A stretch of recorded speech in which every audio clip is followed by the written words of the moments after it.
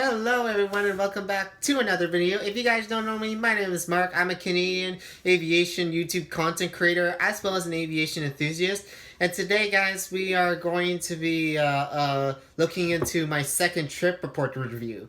Now, just in case you didn't see the last one, it is worth mentioning that this video will be read to you in the same method with pictures and footage, but not really as much as how a normal trip report will be, with 100% of all the footage and pictures used from the actual live recorded trip report. Instead, I'm just going to be using pictures since I barely took photos or videos in the past, and I'll just be telling you. But don't worry, I'll make the story as much as entertaining as possible.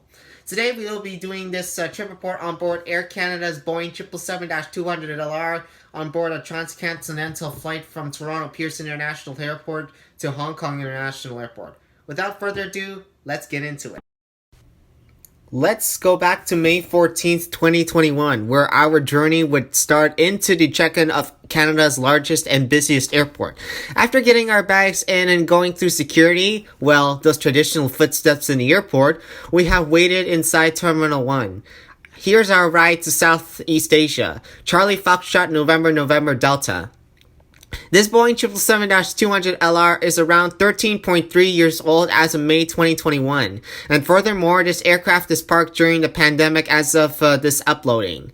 Just before we boarded the flight, there were some nervousness and pretty much of a few anxieties within myself as well as my family, who I was traveling with my parents, and this is all because we heard our flight was delayed for just a few minutes. But what was worse was if there wasn't going to be a space for all the three of us. But in the end, some better seating arrangements had been made, and the flight was eventually full with us getting on board. Inside the aircraft, we received a nice amenity kit. We actually sat in premium economy. Now here's the thing. We initially booked tickets into economy, but the setback, as mentioned earlier, was the seating arrangements. Since we heard a lot that we're not paying for premium, the crew decided to allow us to sit in the premium section despite our ticket holdings. I sat in seat 14D, an aisle seat in the middle seat section, with my entire family all sitting next to me in the middle row section. Upon boarding, everyone had received a pillow, blanket, eye mask, and even a toothbrush. One comment I like to go forward with is that these seats offered the best legroom I have so far experienced on any flight that I have flown ever in my life.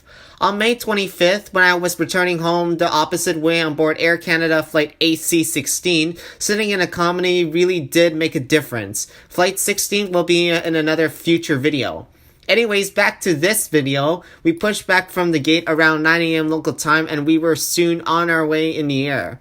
Now, this flight actually taught me about polar flights for the first time. Back then, I had this myth in my head that flights from Toronto, Montreal, all fly to Asia via Western Canada, and then some parts of Alaska and Russia and through the Pacific Ocean. An obvious reality, this is not the case. During the flight, I'd done several things to keep me busy. This included listening to some of the new music at the time, fidgeting and playing with my Darren Air Canada Boeing 777-200LR in the ice blue livery, which I still possess today in several of my airport showcases, as well as play Minecraft via tablet and also watch the movie Cars 3 on the in-flight entertainment. Speaking of the in-flight entertainment, I actually spend most of the time when using the IFE to look at the flight map. How cool is that? I got to say, this was probably one of the most memorable moving maps I've ever seen. Compared to the older A320s, the Boeing 777's moving map makes a huge difference. For dinner, I ordered rice and chicken with mushrooms, as well as broccoli. Nothing special, but at least it tasted good and I was filled up ready to go. Just as we were crossing Nunavut, I fell asleep and so did most of the passengers on board, and this actually did include my parents.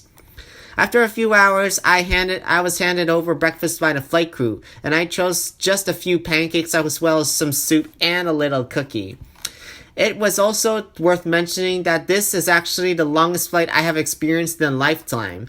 15 plus hours over the cold, freezing northern parts of Canada before crossing Santa Claus's home as we flew over Russia and then mainland China. After a long flight in the air, we finally started our descent to Chep Lok International Airport in Hong Kong. We were arriving in the morning around May 16th the next day, and I also remember that despite I was not sitting in a window seat, we nearly passed the old former Kai Tak Airport, most notably famous for its nickname I personally call the Hong Kong Approach. At 11 a.m., the Boeing 777's tires touched down in busy Hong Kong, one of Asia's best as well as busiest airports. We parked next to a Thai Airways Boeing 777-300ER as that flight was preparing to leave for Bangkok, as ours shuts down its engines and accesses the gate, with the door being opening. We soon arrived at Hong Kong, and we were actually not visiting Hong Kong itself. We actually were just here to connect flights. Our next flight will be on board a Cathay Pacific Airbus A350-900, where we will be flying to the capital of Philippines, which is Manila, our final destination. We are traveling to this long Asian journey in order to visit some family and just have a vacation in the Southeast Asian paradise. The flight from Hong Kong to Manila Airport will be a topic for another video. But for now, I want to thank you guys for watching this lovely flight review and several experiences that I remember being recorded in this video. And by the way, it really helps me even more to remember these flights that I have took so far. In the comment section below, I want to let you know, I want you guys to recommend me something. Which international flight shall I take next? Like, which international flight do you want to recommend me?